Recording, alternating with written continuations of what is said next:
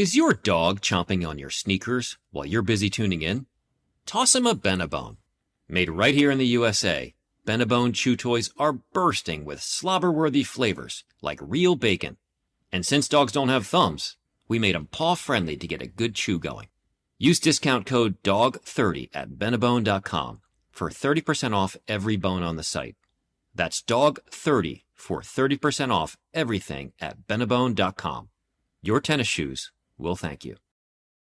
Te presentamos a Laura. Laura dice que no tiene que cambiar su vieja prescripción de lentes porque ella ve muy bien. Más que no tengo todo el tiempo, mucho menos en época de fiestas. Laura, ¿puedes leer ahí donde dice las mejores marcas de monturas a los precios más bajos en Walmart? Claro. También dice, se aceptan la mayoría de los planes. Se aceptan la mayoría de los planes. Como dice el dicho, no hay mejor tiempo como el presente. Ni mejores monturas. Bienvenido a un cuidado de visión más fácil. Bienvenido a tu Walmart. Se aplican restricciones. Visita walmart.com para más detalles. Ma, ¿podemos llevar a Javi a su casa? Claro.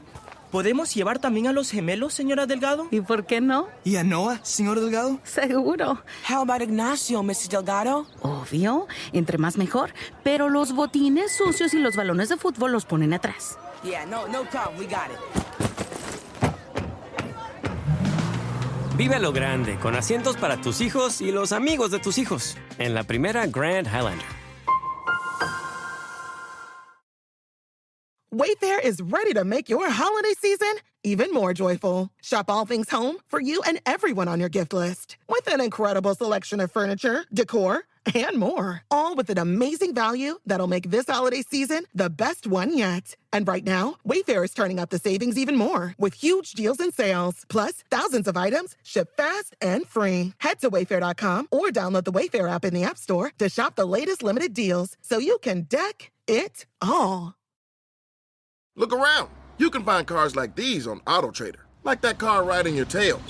Or if you're tailgating right now, all those cars doubling as kitchens and living rooms are on AutoTrader too. Are you working out and listening to this ad at the same time? Well, multitasking pro, cars like the ones in the gym parking lot are for sale on AutoTrader. New cars, used cars, electric cars, maybe even flying cars. Okay, no flying cars, but as soon as they get invented, they'll be on AutoTrader. Just you wait. AutoTrader. Hello, this is international football commentator Derek Ray, and you're listening to the Ranks FC podcast.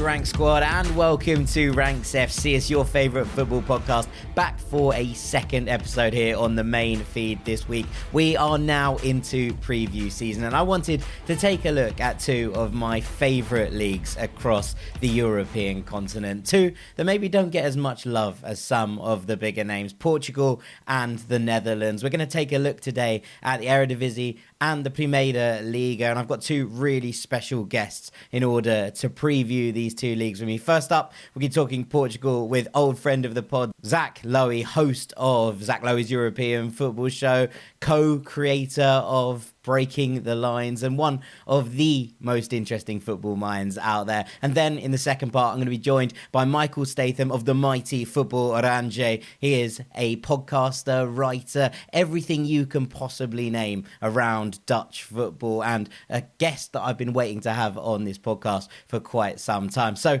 without further ado, let's get into it. Welcome back to Ranks FC, and I'm delighted to say that I'm joined now by an old friend of this show, making his return, Mr. Zach Lowy, to talk about the Primeira in Portugal. Zach, it's wonderful to have you back on the show, my friend. It's an absolute pleasure to be back on after, 2-3 years? Been far too long, but yeah, super excited to be discussing my favorite league, and I'm sure we'll have a blast of a time discussing the Primeira Liga. Yeah, I'm really excited about this. For those of you unacquainted with Zach, for those of you new to the show, Zach is the co-creator of BTL, one of the great places to follow football on the internet, and also the host of Zach Lowy's European Football football show, which I'm delighted to say that was on earlier this summer. It was we had a real good time at the end of last season. But Zach, let's turn our attentions to Portugal. And you know that this is a league close to my heart as well. I think we'll probably just touch on the big guns, really. I know that, and I've said this to everyone on the podcast, that there's storylines up and down the league. But I think for the purposes of this, keeping things tight, keeping it short, we're going to just focus on the big three and Braga, who obviously came third last season and really did shock the traditional big three of the Portugal's standard hierarchy, if you will. So let's start with the champions, Benfica. I think it was an incredible season, tailed off a little bit towards the end in terms of their Champions League campaign, and a little bit of trepidation, I suppose, around the end of the season, but got over the line. Roger Schmidt in charge and looks like he's moving comfortably, and I've been really impressed with their work in the market as well. Yeah, I think so. Last summer, of course, they did a very good job of selling Darwin Nunez early on for a massive fee and getting their transfer business done early, getting in the key players such as Frederic Arsenis, David Neres, as well as hanging on to a lot of top players. So yeah, they've had a very good summer window, I would say. They have signed Angel Di Maria on a free transfer, a player who, despite his age, is still such a phenomenal winger, and I think can definitely offer something that was really lacking to Benfica's attack, apart from Neres, and that is, a player who can really change games by himself, who is such a phenomenal dribbler, so good at changing pace, changing direction. It's somebody who's going to provide a lot of quality in attack, whether that's starting or playing just 30 minutes. I think he's going to be a massive boon for Benfica and a pretty sizable upgrade over some of their other options last season, such as Julian Draxler. Looking at their other signings, obviously they've spent a club record 30 million euros to sign Feyenoord captain Orkun Koku. And I think that this is a really shrewd move. I've seen Koku plenty of times in European competition, and he's somebody who I think, similar to Enzo Fernandez, really skilled at carrying the ball, progressing it forward, and overall is, perhaps a creative eight. A player who's definitely going to provide a lot of attributes on the ball in terms of breaking down deep blocks. I'm really interested to see how Roger Schmidt shapes up his midfield and, quite frankly, his entire team, because right now, you look at Benfica's team, obviously you got Odysseus Vlachodimos. I personally think they need an upgrade in goal. There's been talks about players such as Andrei Lunin, Anatoly Trubin, Bento from Atletico Paranense. I personally think that, they could still win it with Vlachodimos in goal as they won last season, but I just think he's fairly limited in comparison to someone like Diogo Costa. I would definitely be looking to upgrade that. Look at the other positions. Alexander Ba has that covered at right back. I think they probably need a backup to him after Gilberto's departure. Left back, it's definitely a question mark, given the fact that Alex Grimaldo was quite comfortably the best fullback in Portugal last season, 11 assists, and departing on a free transfer. So now you've got Mihailo Ristic, who joined last summer on a free from Montpellier. Didn't really play much, but has been impressing in preseason, and I expect him to be starting the season as their starting left back ahead of their new arrival from Slavia Prague, Jurasek. Central defense, don't expect much to change there. I think, Nicolas Otamendi, Antonio Silva, it's a good partnership. Yep. But the double pivot, I'm definitely intrigued to see how Schmidt sets things up, because, I think that there's a good chance we could see Koku playing alongside Florentino Luis. And Florentino, he's somebody who had a very good start of the season, was very important in Benfica, kind of enjoying a fantastic first half of the campaign. But he ended up dropping out of the lineup in the final months. And I think part of that was certainly due to Enzo's departure. They formed a fantastic midfield pairing. Without it, without Enzo, I think that there was more pressure on Florentino to show his ability on the ball. And as such, Roger Schmidt ended up going with, the likes of Chiquinho, João Neves, in the double pivot. But with Ork and Koku there, I think that Florentino can focus more on, breaking up the play, his defensive duty. So I would expect that to probably be the double pivot. Yeah. And then further forward, it's really hard to pick. Obviously, right now, it looks like Gonzalo Ramos is heading to Paris Saint-Germain. So would expect Benfica to bring in a center forward to compete with Kasper Tengstedt, as well as Petar Musa. The two main options who have been linked are Feyenoord's Santiago Jimenez, could become the latest Feyenoord player after Arsenis and Koku to make the move to the Luge, as well as River Plate's Lucas Beltran. So would expect one of those two players to make the move and replace Ramos. And then in right behind him, it's really tough to pick. You've got David Neres, you've got Angel Di Maria. Rafa Silva looks like he's going to stay for the final year of his deal, maybe leave on a free next summer. You've got some very good players, including, players such as Thiago Gouveia, very impressive on loan at Estoril Praia. Remains to be seen if he stays or not. Andreas Stelderup, who arrived in the January window, didn't really play much. You've got a lot of really interesting options. So I do think that even if Benfica end up selling Ramos, which looks increasingly likely, I think there's a good chance that, they are going to win the league title at, I think that there's a good chance that they wrap up the league title before the final match day, which of course they had to wait until the final second to wrap it up last season. But yeah, when I look at Benfica's business, it's hard to see anybody but them winning the title. Yeah, I mean, I completely agree. I think it's been another good window. And as you say, that Kirkju signing to replace Enzo feels like such a smart maneuver at around that 30 million mark. Just feels like they've gone and identified a player, done it really early. It was one of the earliest deals that came out this transfer window. You've gone, well, that's just really sensible, isn't it? And for a fact that Kirkju might be the kind of player that they sell on. At 22 years old now, he's already been final captain, as you say. And he's had that experience in European competition. He's now going to be the heart of this Benfica midfield. You can see them selling him on in 3 years' time for 60 million in his prime. And that's a wonderful way of doing business. I'm really interested by Jurasek because I looked at him when Brighton were linked. And usually when Brighton are linked with a player, you tend to think there must be something there that we're keeping an eye on, that's worth keeping an eye on because their scouting department is so good. So for him to come in and with the space to fill in front of him, of Alejandro Grimaldo, who's obviously gone to Bayer Leverkusen, I think that's a really smart business. I think that, they've done some fantastic business for sure. Yeah, I mean, you mentioned the Supertaça opponents there, Porto. I think it's time to budge over to them because I really like their business as well.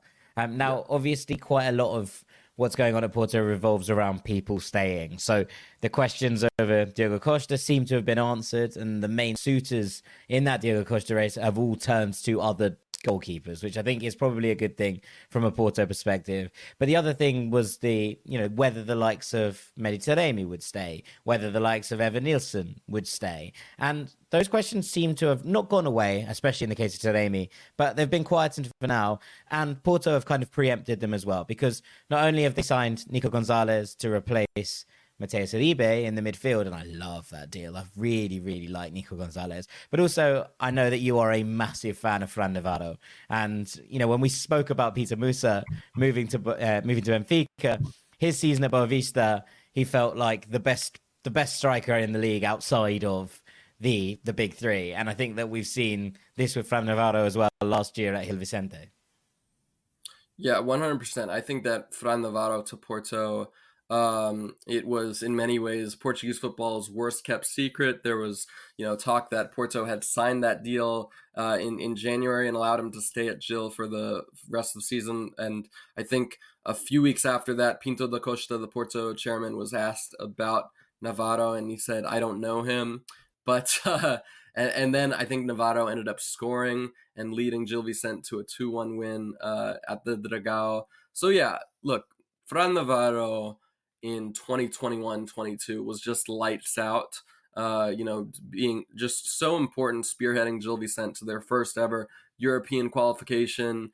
And we saw so many, key assets of that Gil side leave in the following summer, such as Pedrinho, Samuel Lino, such as their manager Ricardo Suarez. But for some reason, Navarro ended up staying. I'm really not sure why any other club didn't take a punt on him. But yeah, ended up staying, and I believe scoring more goals than his first year. I believe he ended up scoring like 17 goals and 16 the previous year. So, I think that this was just frankly a one-man team, with no disrespect to some of the other players on Gil, such as Andro Ventura, such as Tomas Araujo, but definitely a one-man attack. I mean, he is a self-sufficient striker who can make his own chances, who can score. And you saw him score, I think, over half of their goals, just pretty much dragging them to safety. And I think, the final few months for Gil, I think Gil went on like a 6-game scoreless streak. And that basically just explains that when Navarro is being heavily marked, Gil frankly didn't have any other option in attack. But yeah, he was just so massive for them and pretty much dragged them to safety. So I really like this move. He's a technically gifted player, really quick, really good in the air at holding up the ball.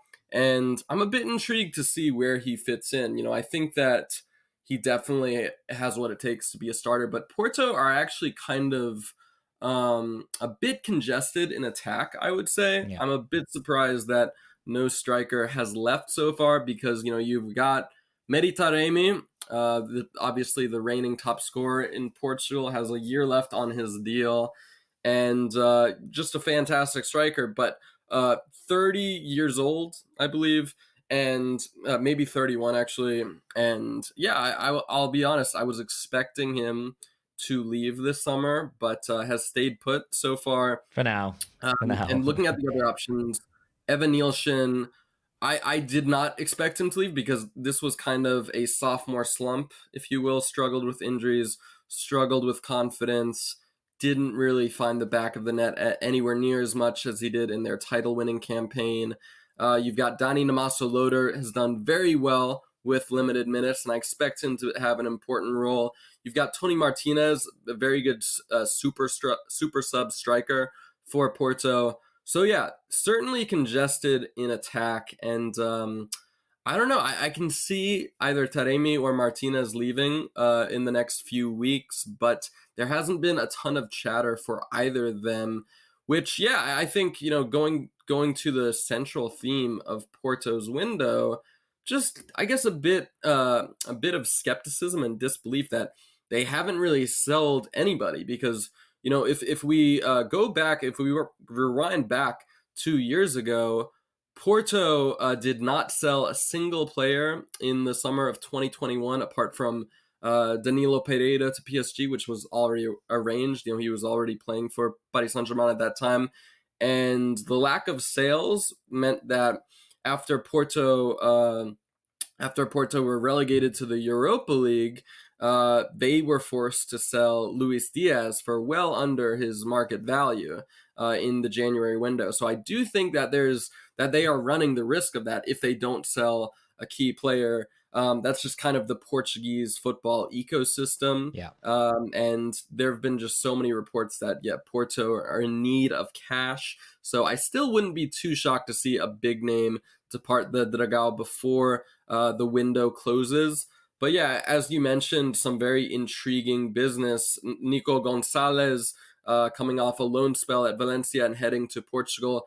Alan Varela, looks like, after so many weeks of a transfer saga, it looks like he will finally join from Boca. But remains to be seen what happens there. I do think that they are still in need of far more recruits than Benfica. I think that they need at least one fullback. I think that recruits potentially in central defense might be necessary. But Porto are going to be a tough team to beat. They always are. Yeah. And I think that definitely says a lot about Sergio Conceição. But what I will say is this, Porto, they have kind of struggled in comparison to Benfica when it comes to getting top dollar. for their top players. I think that apart from Fabio Vieira and Eder Militao, they haven't sold any players in recent years for their full release clause value. So I have to give them credit for holding out for top dollar for, Diogo Costa, as well as Otavio, demanding teams to pay the 40 million, now I believe 60 million release clause or leave.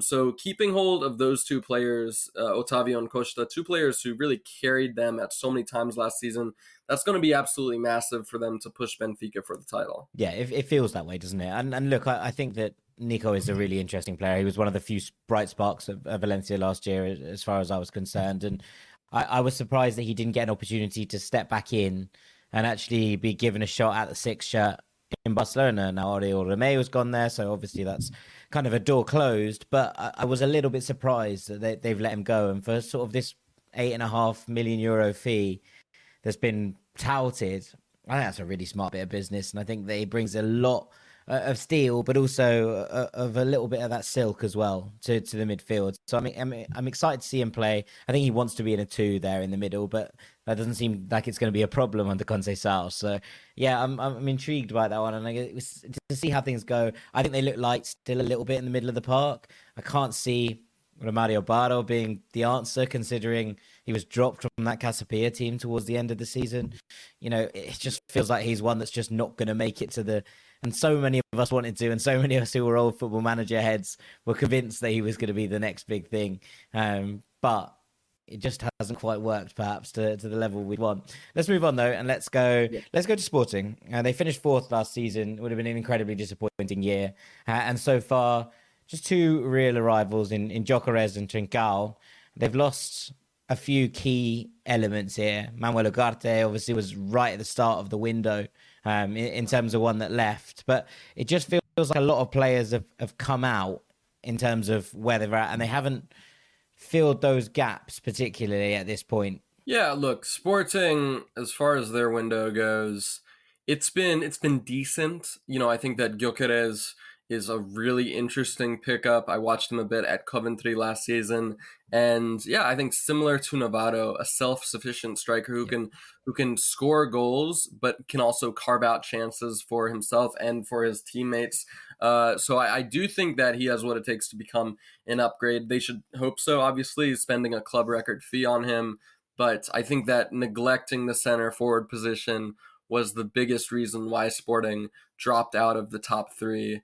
Having Paulinho, Youssef Chermiti there, I think that it was not good enough. So yeah, I think that expectations are high for Gyökeres, and I expect him to probably win that starting 9 position.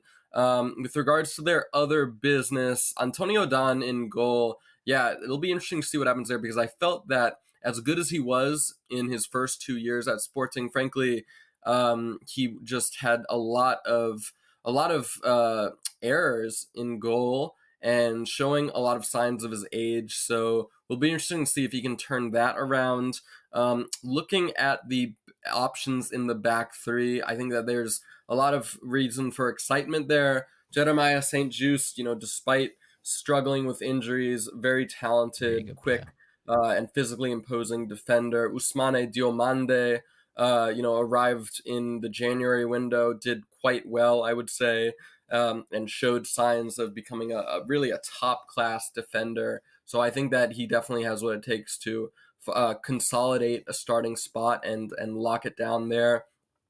Sebastian Coates, yeah, I think similar to Adan, showed his age a bit at times, needs kind of approaching a make or break year as the captain of the team. And then Gonzalo Inacio, I think that is a pretty big question mark, I have to say, because he does have a 45 million release clause.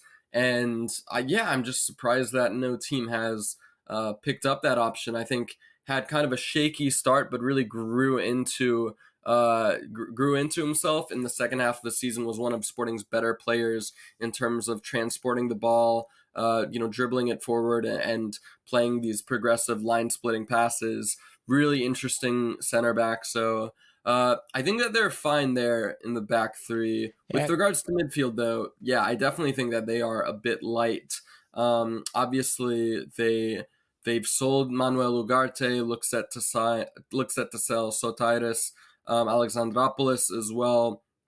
But so yeah, Ugarte is going to be a huge blow for them, and they haven't brought in anybody so far to replace him, I believe. But I think that they are going for Morten Hjulmand from Lecce. So it'll be interesting to see what happens. I know they have competition there though. So if Hjulmand arrives, then you would have him and Hidemasa Morita in the double pivot.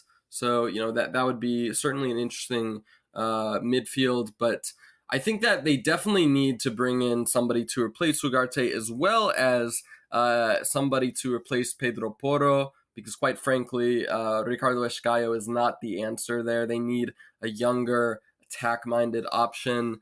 As far as left wing back goes, yeah, they've got Mateus Reis and Nuno Santos there. I think Santos is probably the one more suited to that attacking profile. And then, yeah, in the front three, I think that Gyökeres ends up locking down that starting spot. I think he's a certain upgrade over their other options. But you've got potentially Pedro Gonçalves. Well, certainly Pedro Gonçalves is going to start. I mean, he is obviously their top scorer, and I think it's just between Marcus Edwards and Francisco Trincao. But yeah, I have to say, Sporting, I like the Gyökeres move.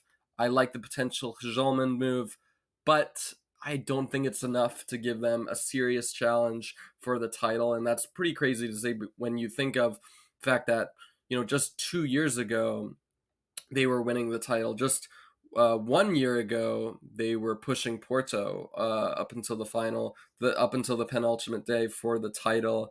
But unfortunately, I just think Benfica have strengthened too much, as well as Porto. They are a consistent threat. So I think one of the biggest make or break things, one of the biggest questions is how is Gyökeres going to fare? If he can prove to be that 20 goal striker, then yeah, I think that Sporting will take a massive step forward. But a lot of question marks, as well as can he perform those things that were being asked of Paulinho by Ruben Amorim? Because the reason why Amorim persisted with Paulinho for so long. Obviously, he had worked with him at Braga. Obviously, they had brought him in for a club record fee. But despite his lack of goals, he does have a very good hold up play, passing, an ability on the ball. So can Gyökeres fill those demands? I think he can, but yeah, it'll be interesting to see how he fares from making that jump from the championship to the Primeira. But yeah, as far as their league position, I think it's going to be third or fourth. I'm not too sure yet, though. Yeah, I agree. I think that this midfield still looks very, very weak. I really like Morita. I think he's a wonderful footballer. And Dario Sugo seems to have stepped up a little bit, been promoted, full-time into the senior squad now. That's nice. But I still think that they need 2, maybe 3 bodies in that midfield. The rest of the squad looks okay. I'm with you at right back or right wing back, but the rest of the squad, I could live with. It's just that midfield looks really, really lightweight as far as I'm concerned right now. And you spoke about the fact that they were challenging 2 seasons, or they were winning the title 2 seasons ago. They were challenging a year ago, and it feels like the absences of Mateus Nunes and João Palhinha have really just hit hard in there, and they haven't been adequately replaced, I think, in number as opposed to in talent, because Morita is a wonderful player in his own right, but needs this thing. So it looks like Chamiti's off to Everton. There's loads of question marks over what this squad looks like and whether some of these returning loanees can make a difference as well. The likes of Rafael Camacho, is he going to stick around? He's obviously been touted as a talent for some time since he was at Liverpool, and still, one of those. Eduardo Quaresma coming back at centre-back from that spell at Hoffenheim. I think he probably has the best chance of stepping into this squad, but there are lots of question marks, I think. And I think that those question marks are added to by the fact that you look at this Braga team who finished above them last season, and you look at their business, and I think maybe it might be the best of the lot. Absolutely, yeah. So with regards to Braga, this has been, I think, in my opinion, the best transfer business in Portugal, because, they haven't let go of any significant players, I believe. Well, okay, they lost Yori Medeiros. I think, he's definitely a key player there, but far from irreplaceable, especially given the fact that they've signed Rodrigo Salazar from Schalke. They've just completed a deal for Rani Lopes, and they've completed a permanent deal for Bruma, who really was just one of my favorite players to watch during the final months of the season. Joined on loan in January, ended up carving out a starting spot for himself, and a player who we've been talking about for a decade since he came through at Sporting. A lot of high expectations, has bounced around Europe, hasn't really fulfilled them, but I think that Braga is an ideal landing spot for him, a place where he can just show off his talent. You've got some very good options there. Salazar, Bruma, Ricardo Horta, of course. I think that they will be more than able to deal with Yuri Medeiros' departure. At center forward, that'll be very interesting. Obviously, you've got Abel Ruiz and Simon Banza. Ruiz I would expect him to start, but neither of them have really shown that they can be a 20-goal scorer. I think that there's an open competition for that center forward spot. Obviously, Banza scored, I think, 16 league goals at Famalicão a few years back, and did fairly well in his debut campaign at Braga, but started off really well, ended up losing his starting spot to Ruiz. It'll be interesting to see what happens there. As far as midfield goes, I have to be honest, I'm very surprised that they've been able to keep hold of Al Musrati. I think that he's just such an incredible player, so skilled at using his body to hold off opponents, so skilled at breaking the lines with his passes. Just, for me, just one of the best players, let alone midfielders, in Portugal.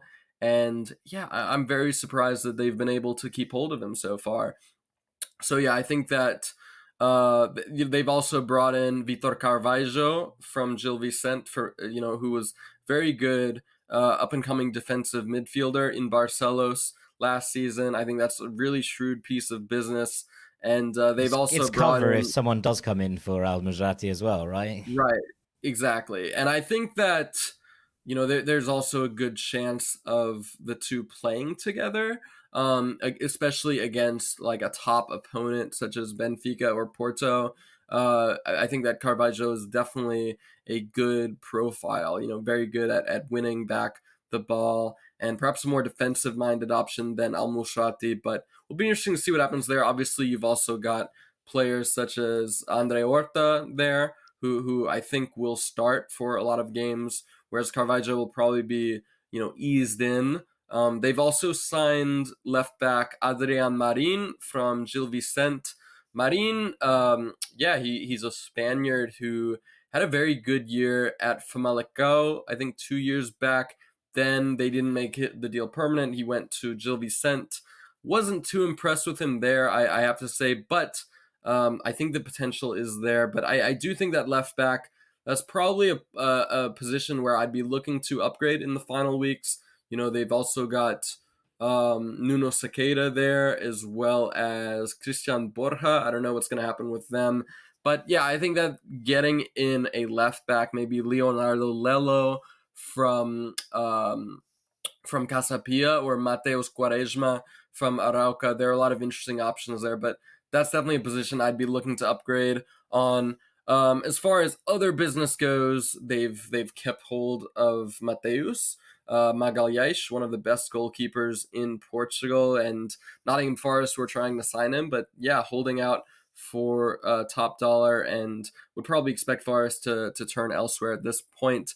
But keeping hold of him is absolutely massive. They've also been able to bring in Victor Gomes and Siku Niakate for, I think, around 4 million euros combined. Two players who were starters in defense, and two unpolished gems, I'd say. I think Niakate had a very good year. There were still quite a few moments where he showed his age, his lack of experience, but still, a very promising center back who arrived from Guingamp, very good at bring the ball forward and physically skilled, and I think was very important in Braga's defense improving after the sale of David Carmo.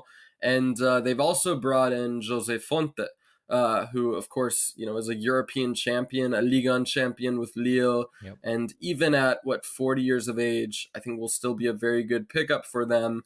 But good to have about the place, right? Good to have about the place. Exactly. But yeah, I could maybe see them bringing in another center back. I know that Vitor Tormena has been linked with a departure. So yeah, perhaps give themselves some reinforcements in defense. I think that would be the biggest priority at left back and center back.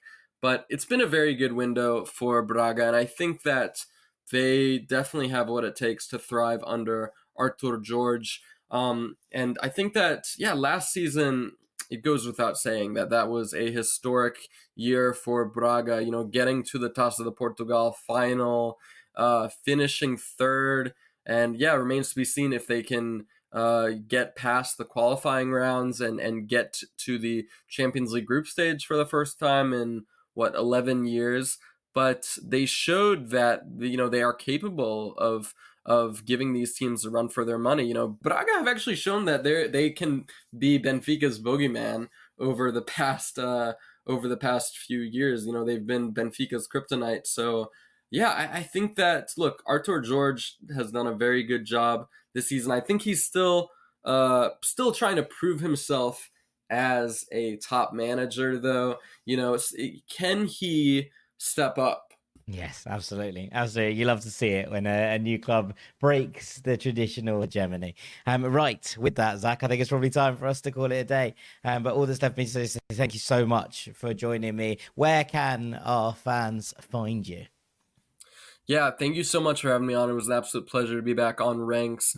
But yeah, you can find me on Zach Lowy on Twitter, ZACHLOWY, as well as breakingthelines.com, the site that I manage. That's BTLvid on Twitter.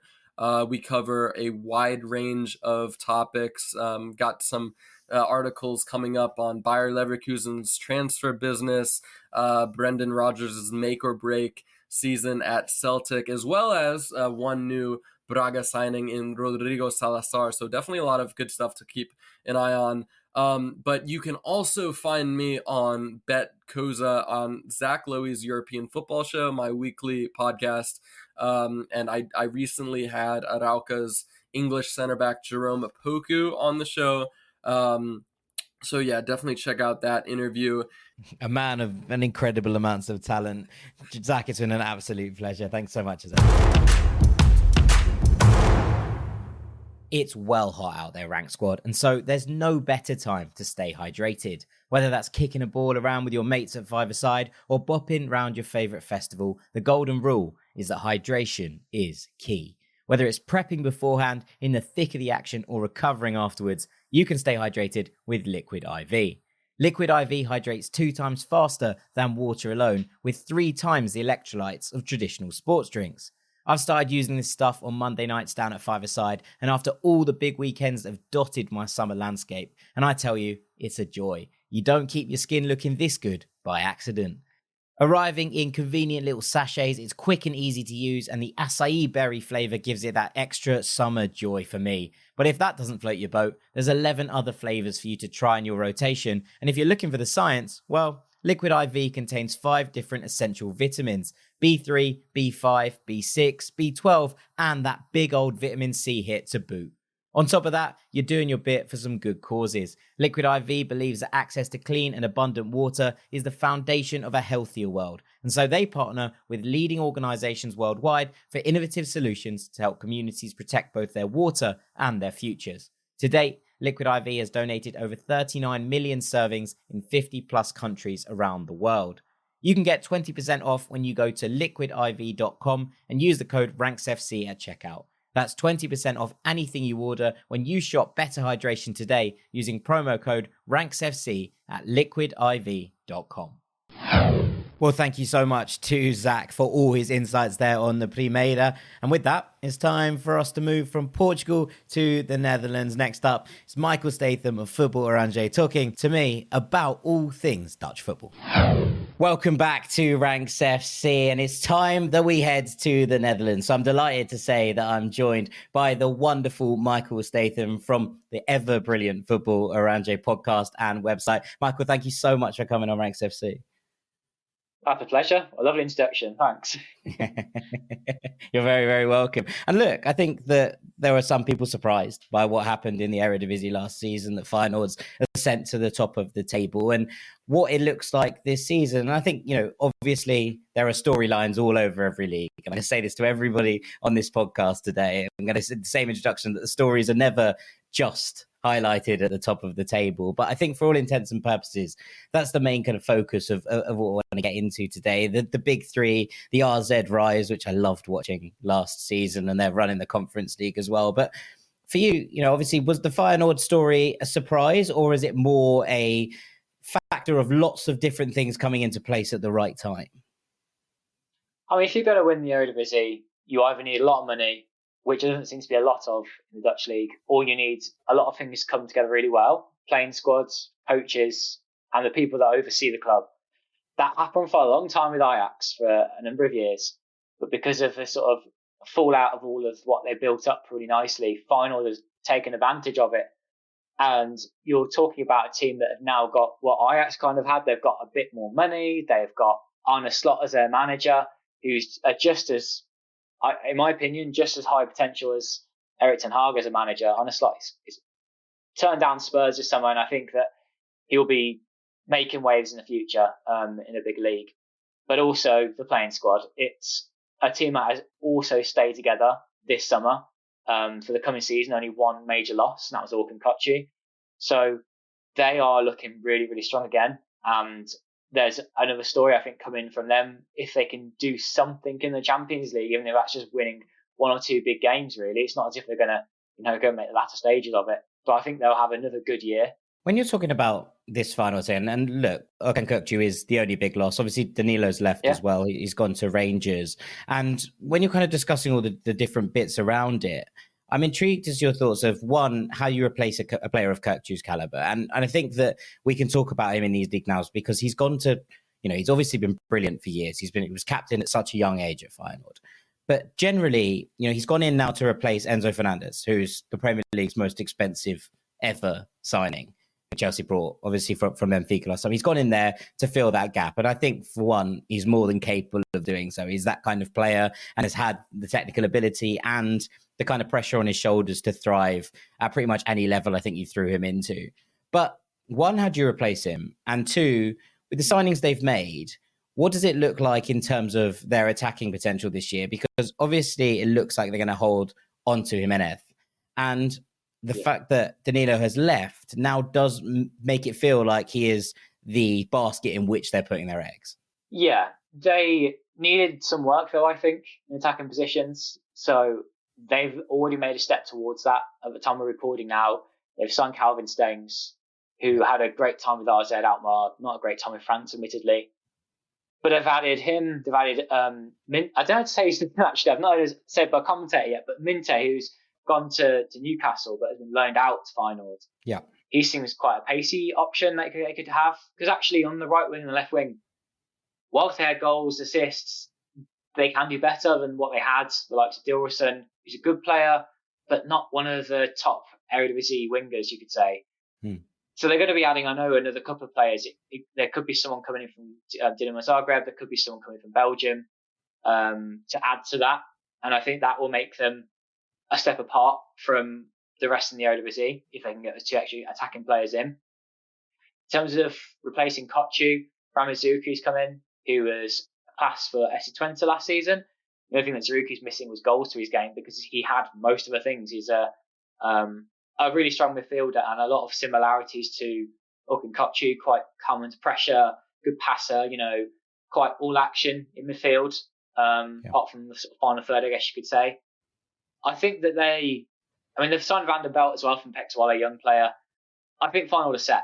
They've replaced Kökçü and added to their attacking line, which is like a way of offsetting that. When you use a quality player, you're not going to get someone who's quite as good as them, but you can do it in other ways, use the money in different areas, and the attack was the way to do it. Because their defence is, they have the best back four in the league, per position, if you ask me. Yeah, I mean, I don't disagree with you at all. Obviously, the window isn't over, and things can change. And there was obviously interest in someone like David Hanko, but I was just really impressed with how they've gone about their replacement business generally. I think over the last few years, obviously players come and go, but it was key moments and key members of that squad that got to the Conference League final who departed and sort of were replaced without a whim. I think and there didn't seem to be any chinks in the armor, and I think that's maybe what Slot's best attribute has been, visibly, I think at this point. Yes, he's a brilliant tactical coach. I completely agree with you about his potential. But the fact that you lose big players and you can slot in replacements and this team structure doesn't change. I love watching this side, and I'm going to continue love watching them this year, I think. Yeah, me too, because of the additions that they have in attack. They'll be even more exciting to watch. They'll be able to take on teams that are really dangerous in Europe, and they beat, I know it's only friendly, but they did beat Benfica in a friendly just the other day, and they look really good in that. Into Calp, a home stadium, there will always be a threat. There will always be a match for any team that's coming to visit. So lots of excitement for them. And yeah, they did replace a lot of players the summer before, and you knew that if they could come together, they could actually win the league, and they did. And I think you've got Slot a lot to thank for that. That you could put all of these new different players, about half the squad changed. And now they're retaining that. That makes them even more scary, I think, for opposition in Eredivisie. They've kept together this team that Slot's moulded, but he can take them even further now. Yeah, absolutely. I mean, let's move on and talk about their challenges, because I think by the sounds of it, we both agree that it's their title again to lose at this point. Yeah. Ajax have moved on from Johnny Heitinga. They brought in Maurice Stein, and they've brought in a couple of interesting players. I'm really intrigued to see how Tahirovic does in this midfield. And I think that Branko van der Boomen is a brilliant, brilliant signing. I've loved watching him through the leagues for Toulouse, that season where Toulouse won Ligue 2, and then last year moving up seamlessly into the top flight. I thought was wonderful. But they've also lost a number of key players. I mean, Jurrien Timber has gone to Arsenal. Calvin Bassey didn't feature very much. He's joined Fulham. But there are a couple here, Dusan Tadic is the one that you go, okay, that's the end of an era. Sure, he's 34. Sure, there is probably a little bit less in his game than there was 3 years ago when we were watching him in that peak. But it just feels like there's a little bit of a loss of some of the old guard, Stecklenburg as well. This is a big job, this Ajax job right now. Yes, Maurice Stein is a very capable manager. I think that he's proven himself lower down the Eredivisie, so this is the opportunity that he deserves. However, the rebuilding job he's got, I think, whilst he's been privileged to take on this position, he's got quite a task to prove himself that he's for this level. The players that have come in, Tahirovic, I don't know how many games he's going to start at the moment. Van der Boomen is, he's the quality addition, isn't he? But there are more to come. And I know that in the next couple of weeks, there's going to be around about 3 players added at least.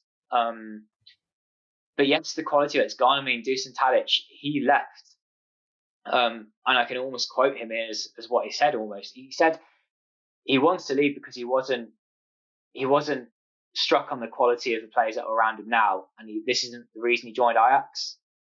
So he was there with call it a lifetime contract, because he was there for years as a player and was going to stay as a coach afterwards. And he's already said, I will be back at Ajax, but right now in my playing career, I'm not going to be staying, because that's it. There's the player dissatisfaction is massive at the minute. Steven Berghuis, the same.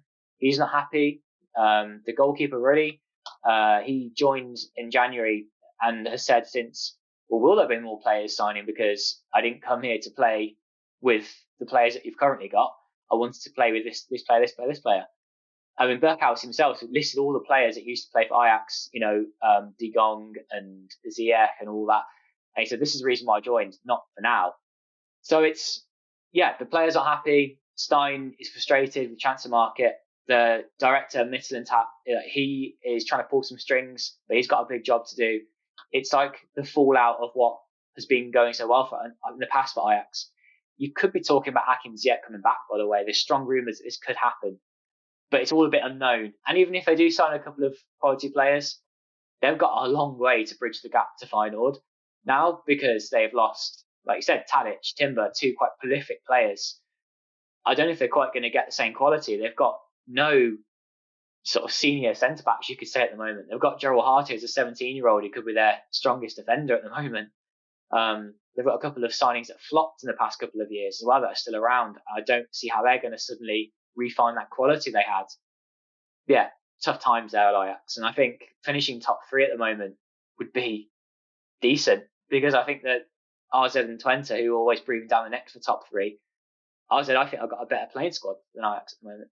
Yeah, I mean, there's also the bits and bobs going on behind the scenes. Now, obviously, Edwin van der Sar suffered a horrible injury, and we wish him all the best. And it looks like he is thankfully on the road to recovery. But aside from that, it just did feel for a while that everything has just been a little bit all over the place with Ajax behind the scenes, and there's been infighting and sort of civil war almost in the board, and that's never a nice place to be for anyone, director of football wise, but then the players underneath that as well, because it doesn't feel like if you're coming or going.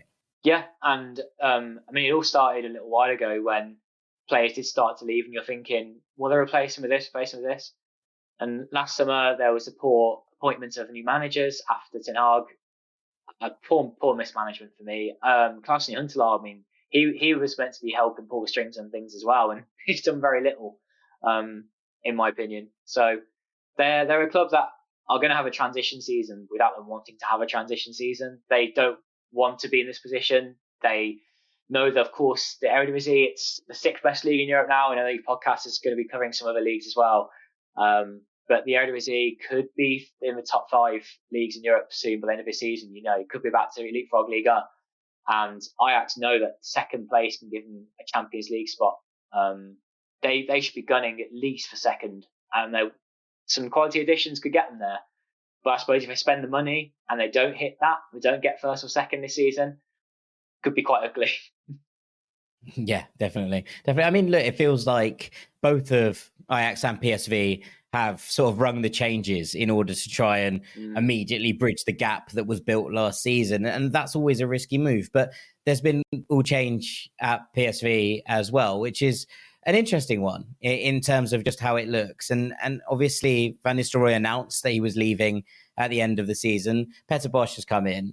He's a funny manager. I love watching his teams play to an extent, but I can imagine it would be an incredibly frustrating experience to be a fan of a team under Peter Bosz at the same time. So it's a bit of a gamble on this as well. And PSV have lost their own set of key players. Obviously, Xavi Simons was recalled by PSG, and they had that clause to buy him back for such a small amount, which is uncomfortable at the best of times.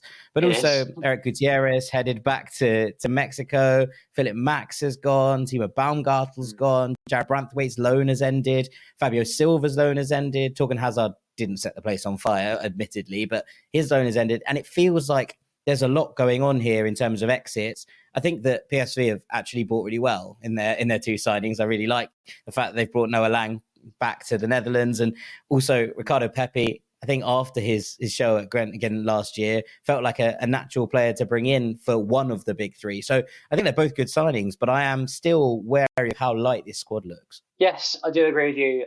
I imagine a couple of other players have come in, but the main starting 11 set now. It's funny you say about the players that left. I'm more optimistic about PSV, and I do think that they will be the best challengers for Feyenoord. Peter Bosz had a great time in the Eredivisie. I'm kind of blinded by that because I've watched him a lot in this league, and with his work with Vitesse, his work with Ajax, I'm thinking that he could do something again here with PSV. But yes, it will be a stylistic change. The players said that they've never worked harder in a pre-season. I think Peter Bosz is going to put into work. I really liked his interview that he gave as well, actually. Thought he was a really nice man, a really interesting person, very calm personality. So, I think he's going to do something. But the players you said that left, not a lot of them are, apart from Xavi Simons, obviously, were top quality. I don't think that they're going to be missed, PSV. I think that Noah Lang will add some goals. Pepe, I've really liked him in pre-season. I think him and Luke de Jong could offer goals. I think they could both play potentially. And Joey Veerman is another year older. He's coming into his prime.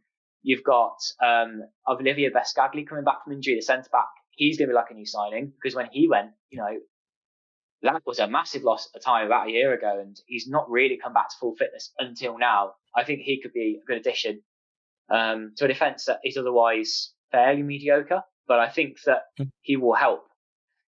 This PSV team, it just needs a lot of goals in it because Bosch can get teams scoring. And it's up to how Noah Lang does, because his international future always depends on this. I think he wants this move because he wants to show that he can be a starting player for the Netherlands.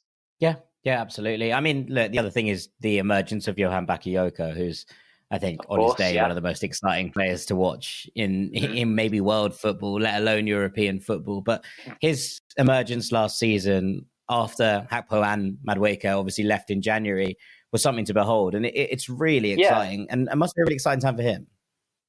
Yeah, because when he was coming through, and because when he was trying to replace what they had lost, it didn't strike me at first as someone that had the quality to do that, a bit one-dimensional, but actually he has really come on, especially since Madueke left in January, that second half of the season. I think he's one of their key players now. He's their starting right winger, and El Ghazi is going to be the backup to him. So yeah, good on him. And he's one of those players that's proving in the Eredivisie that it's a great development league, and he's made the most of it. I think another year with PSV and he goes on somewhere else. Yeah, I agree. It does feel like that's the way, isn't it? He's like, show your worth, and someone's going to come in with a £30 million offer that's very, very difficult to refuse. But that is the nature of the beast at the moment. I just wanted to get your thoughts on RZ and also Twente, because RZ were a joy to behold, I thought, last year in the Conference League, and watching them in full flight. Now, whether they will have the same squad or not this season is a big question mark. And I think that there are going to be plenty of eyes on plenty of players in this RZ team because they were so good and there were so many, stars of the side that were able to show themselves. But they've also picked up some interesting players as well. And there's a lot to like about the way that this side continues to churn through and not lose pace on the three above them. As always, but they are the epitome of the Eredivisie in that they lose their key players for a lot of money and then replace them with really young players. And you're thinking, come on, just spend some more of those riches you've just got in. But they never do, because they always put it into their youth team, the youth academy. And that's where it all goes. And that's why it's one of the best in the Netherlands, up there with Ajax. I think if these young players fit in, they could challenge that top three. They could challenge Ajax, who look the weakest of those three at the moment. But it's all a bit unknown. And it's going to be intriguing to see how they settle in, how quickly they grow. They've still got Jesper Karlsson and Pavlidis, two of the front three from last season. For now, I don't know how much longer, but Pavlidis has been very quiet. I think some of them have got to stay because they are happy at the level they're at with RZ. But Reinders was always someone after the season he had was going to go. Kerkez was a young phenomenon. But they're gonna bring small players through again. Penetra, the centre back, coming from Portugal. I think he will be an astute addition. Really pleased that Arsenal have gone for someone like him. There are some other young players besides, but do you know what? After that Conference League season last season, I think they were unlucky. Well, not unlucky. No, they were unlucky because they had a couple of injuries and suspensions when they played West Ham away, and it made me think, had they got a really good result there to bring it back to Alkmaar, they would have been more confident and won that game and gone through to the final themselves. So they didn't do themselves justice that night, and they are a strong team. I look forward to seeing what they do this season. You asked about Twente, because they've lost a couple of players again themselves. Like, welcome to Eredivisie, everyone loses players, big players, and you're always wondering, scratching your head, going, well, how are they going to do this again? How are they going to finish here? Does that make the league weaker? Not necessarily. They've spent a bit of money too, Twente. They've brought a couple of players in permanence, but they have lost a couple of their good attacking players. I think with Twente, though, they've got a new manager who's worth mentioning here. I'm starting to get into the realms of, if you're really interested in Eredivisie, you should really come and check out what we do at Football Dania. And you should come and check out our big, long podcast. Let's talk about this guy some more. Joseph Osting's their manager, and he's come from a mid-table club. And I think he's going to be another one who steps up with Twente and could be a really, really good manager. Great people person. Yeah, I think he'll get the best out of Twente. I hope they do something in Europe. And could challenge top three. It's just unknown. It's so hard to predict that will RZ or Twente break this top three. I think if you put against my head, I'd say no. I think they'll be fourth and fifth again. But they have got some really good young players, and I think it's worth just keeping an eye on AZ and Twente in particular. Yeah, I mean, I feel like I'm having the same conversation. I said it to Zach about Portugal earlier, that it just feels like Braga are knocking on the door of the big three in Portugal, and I feel exactly the same with these two when I'm talking about the Eredivisie. But there are a player for each that I'm really intrigued by, Nasser Univar at Twente. Obviously, was at Ajax. Was a bit of a phenomenon in the youth leagues. And I remember watching him in the UIL. And he also played, if I'm not mistaken, the greatest pass of all time in a preseason friendly about 3 years ago, where he knocks it with the outside of his foot and the ball actually curves into the path of the striker. The striker actually misses. And I remember being like, that is one of those ones where you're like, it's absolutely furious.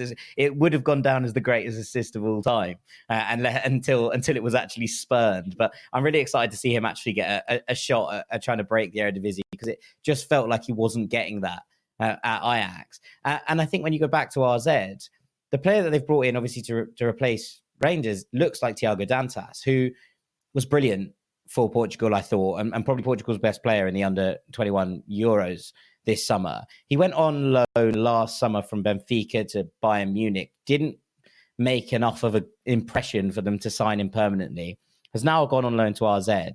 I'm really convinced that there's a player in there, that he is someone that has captained this Portugal under-21 side, who is comfortable on the ball, who is one of those players who's happy to step up and take responsibility. And he took the penalty that fired Portugal out of the group stages and into the knockout rounds. Now, Portugal didn't shine. They weren't brilliant at those Euros. But I thought that Dantas taking responsibility and stepping up in crucial moments was a big thing. He's a bit of a hothead, but I do quite like him getting this opportunity to come in here and really do make a mark in central midfield.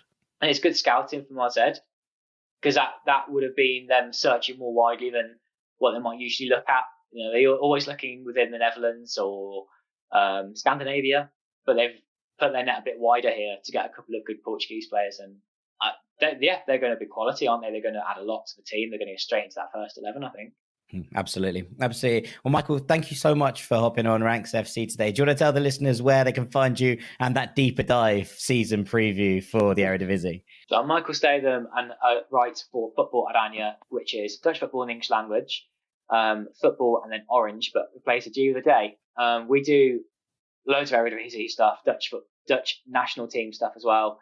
Loads of podcasts, match reports, interviews with players.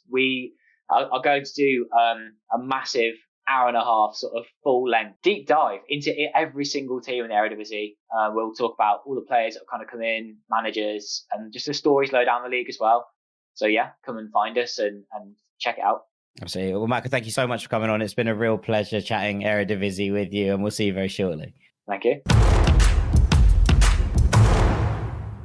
Well, there we have it. The big headlines in Portugal and the Netherlands ahead of this season. Thank you so much to both Zach and Michael for joining me today here on Ranks FC. We are going to be back next week with previews on Ligue 1, the Premier League and the Bundesliga, and the week after with Serie A to round off our preview series ahead of the new season. But for now, all that's left for me to do is say thank you so much for listening here on Ranks FC. I've been Jack Collins. This has been Ranks FC, your favourite football podcast, talking all things Dutch and Portuguese football. And we'll see you next week. Take it easy, gang.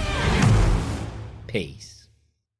Cocoa Beach is your ultimate Florida beach vacation. Pack your bags and open your mind. Adventure is calling from Orlando's closest beach. Cocoa Beach is Florida's secret gem that's got it all. It's the budget-friendly, retro-cool destination that families and surfers adore. Come soak up the sun and ride the East Coast's most famous waves. Start planning your one-of-a-kind getaway now at visitspacecoast.com.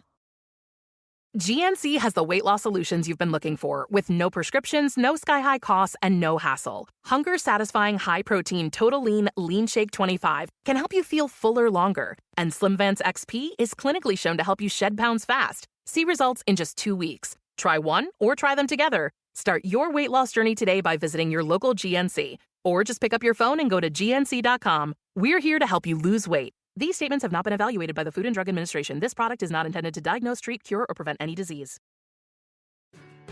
This holiday, give a gift that's worth the envy. With Angel's Envy Bourbon, finished in port wine barrels. Angel's Envy is a Kentucky straight bourbon that's versatile enough to be served neat, on the rocks, or in your favorite holiday cocktail. So shake up tradition this season and give a gift that will be the envy of any bar cart. Angel's Envy. Worth the envy. Please drink responsibly. Copyright 2023 Angel's Envy. Bottled by Louisville Distilling Company, Louisville, Kentucky. Becoming your strongest financial self? Good plan. Northwestern Mutual's Guide to Good Financial Planning can help you balance spending and saving, set goals, and start creating the life you want to be living. Get it today at northwesternmutual.com/goodplan. The Northwestern Mutual Life Insurance Company, Milwaukee, Wisconsin.